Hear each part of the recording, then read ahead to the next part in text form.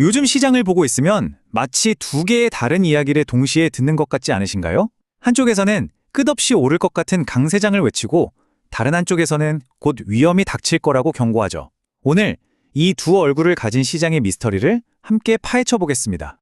지금 글로벌 금융시장이 보여주는 모습은 정말 흥미로운 역설 그 자체입니다. 보세요. 한쪽에서는 주식시장이 사상 최고치를 갈아치우면서 축제를 벌이고 있는데 바로 그 시각 다른 한쪽에서는 주요 경제 지표들이 위험하다고 빨간불을 켜고 있거든요. 자, 그럼 도대체 지금 시장에서 진짜 벌어지고 있는 일은 뭘까요? 우리는 이 완전히 다른 두 가지 신호 중에서 어떤 걸 믿어야 할까요?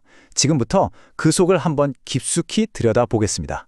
네, 먼저 시장을 뒤덮고 있는 이 엄청난 낙관론의 물결, 그러니까 이야기의 밝은 면부터 한번 살펴보죠. 도대체 왜 이렇게 열광하는 걸까요?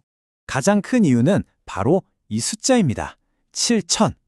S&P 500 지수가 꿈의 숫자, 심리적 저항선으로 여겨지던 7,000포인트를 드디어 넘어섰습니다. 이건 그냥 숫자가 아니에요. 투자자들의 자신감이 그야말로 하늘을 찌르고 있다는 아주 강력하고 상징적인 신호라고 할 수 있죠. 그리고 이런 뜨거운 분위기는 전염성이 아주 강합니다. 이 소식이 전해지자마자 한국 시장의 야간 선물 지수가 무려 3% 넘게 급등하는 모습을 보였어요. 정말 대단하죠? 전문가들은 이걸 전형적인 리스크 온 환경이라고 부릅니다. 쉽게 말해서 위험해도 괜찮아, 가자! 하는 분위기인 거죠. 투자자들이 AI 기술주처럼 성장 가능성이 높은 자산에 아주 적극적으로 뛰어들고 있다는 뜻입니다. 하지만 바로 이 화려한 파티가 벌어지는 동안 무대 뒤편에서는 전혀 다른 훨씬 어두운 그림자가 드리우고 있었습니다. 지금부터는 시장이 보내는 또 다른 경고 신호, 그 어두운 면을 한번 살펴보겠습니다. 가장 대표적인 신호가 바로 킹달러의 귀환입니다. 미국 달러가 이렇게 강해진다는 건 보통 글로벌 경제에 뭔가 불안한 일이 있을 때 나타나는 현상이거든요. 모두가 가장 안전하다고 믿는 달러로 피신하고 있다는 뜻이니까요. 이건 자신감이 아니라 공포의 신호에 더 가깝습니다. 구체적인 숫자를 보면 더 와닿으실 겁니다. 원달러 환율이 1,470원을 돌파했어요. 이 정도 수준은 우리 한국 경제에는 정말 상당한 압박이 되는 아주 민감한 숫자거든요. 이런 불안감은 달러에만 국한된 게 아닙니다. 전통적인 안전자산으로 꼽히는 금 가격도 사상 최고 수준까지 치솟았어요. 투자자들이 어떻게든 위험을 피하려고 안간힘을 쓰고 있다는 게 명확하게 보이는 대목이죠.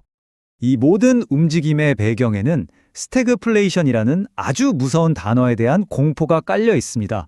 이게 뭐냐면 경기는 점점 나빠지는데 물가는 계속 오르면 정말 생각하고 싶지 않은 최악의 경제 시나리오거든요. 자, 여기서 가장 중요한 지점입니다. 한쪽에선 주식시장의 낙관론이, 다른 한쪽에선 외환시장의 공포가 서로를 향해 달려오고 있어요. 이 두 상반된 힘이 정면으로 충돌하면 과연 어떤 일이 벌어질까요? 이렇게 상반된 신호가 부딪히면 자산별로 희비가 극명하게 엇갈리는 상황이 만들어집니다. 예를 들어 볼까요? 원화 가치가 떨어지면 자동차나 방산 같은 수출 기업들은 신이 나겠지만 당장 수입 물가가 오르면서 내수 경제는 어려워지죠. 이처럼 투자자들은 저마다 전혀 다른 기회와 위험을 마주하게 되는 겁니다. 그렇다면 이렇게 완전히 다른 두 가지 목소리를 내는 시장에서 우리는 도대체 어떤 전략을 세워야 할까요? 지금 상황을 한마디로 요약하자면 이렇습니다. 넘쳐나는 돈의 힘과 불안한 경제 현실이 팽팽하게 맞서고 있는 딱 강세장 막바지의 모습이라는 거죠. 겉으로는 아직 힘이 넘치는 것처럼 보이지만 그 기반은 조금씩 약해지고 있다는 신호일 수 있다는 겁니다. 그렇기 때문에 현명한 전략은 어느 한쪽에 모든 것을 거는 게 아닙니다. 일단 상승하는 흐름에 올라타되 S&P 7000선이나 환율 1470원 같은 중요한 지지선이 무너질 경우를 대비해서 항상 위험을 관리하는 거죠. 한마디로 양적 가능성을 모두 열어두는 유연한 접근이 필요하다는 이야기입니다. 결국 우리는 마지막 질문에 도달하게 됩니다. 이처럼 엇갈린 신호와 예측 불가능한 변동성이 혹시 일시적인 현상이 아니라 앞으로 우리가 계속 마주해야 할 새로운 표준, 즉 뉴 노멀이 된 것은 아닐까요?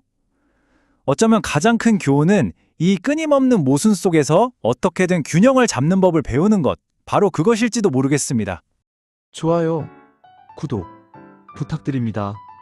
감사합니다.